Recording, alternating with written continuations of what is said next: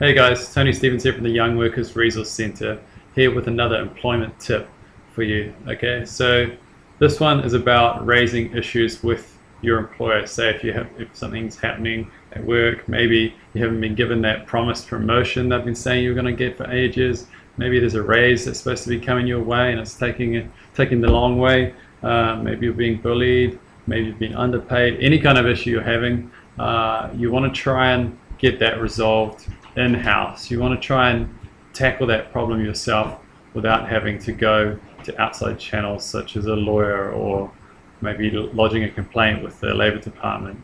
The reason I'm bringing this up now is I had a person come to me who was pretty keen to get a lawyer involved with this situation. What had happened to them is that they were promised an apprenticeship at the end of their 90-day trial period, and their boss didn't follow through with that promise. It was just a verbal promise. And they were also put on sort of the crap duties as well at work. So this guy was quite worried that they were just trying to ride him, giving him all the silly work, so that he would just give up and quit and move on. So he felt like his dignity in the workplace had been attacked, really, and yeah, was pretty upset. So he approached us and asked, what are my rights around this sort of thing? Can they just change my duties like that? What's happening with this apprenticeship? He wanted to go to a lawyer, like I said, and I said, hang on, have you approached your employer yet and really tried to make a good go of resolving this yourself? So one thing you should always do if you're having an issue is raise it quickly with your employer. And often face-to-face is quite nerve-wracking for a lot of people. So it can be a lot easier just to put it in writing.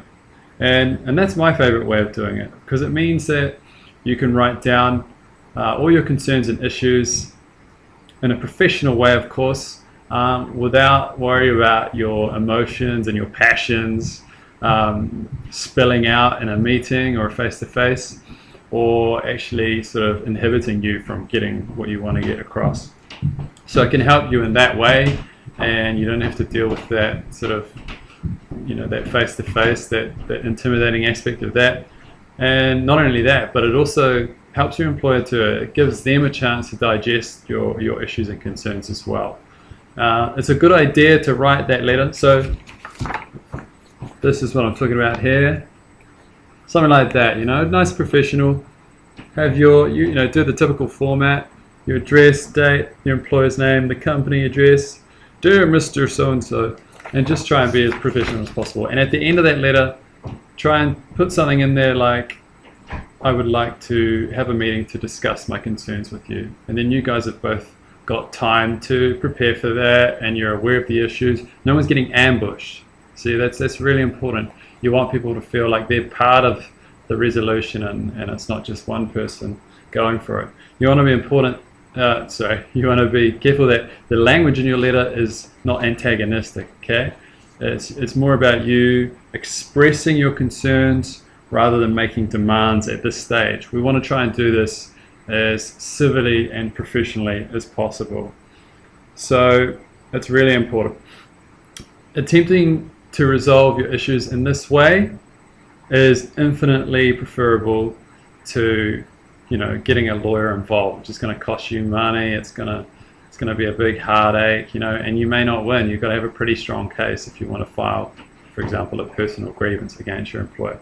So it's always good that you bring these problems to your boss's attention as soon as you can and try and resolve them in-house. So that's the employment tip for the week. Sorry it's a bit late. It was supposed to be here last week, but again, please like our Facebook page and feel free to comment in the section below. It's always good to get some feedback going. So, peace.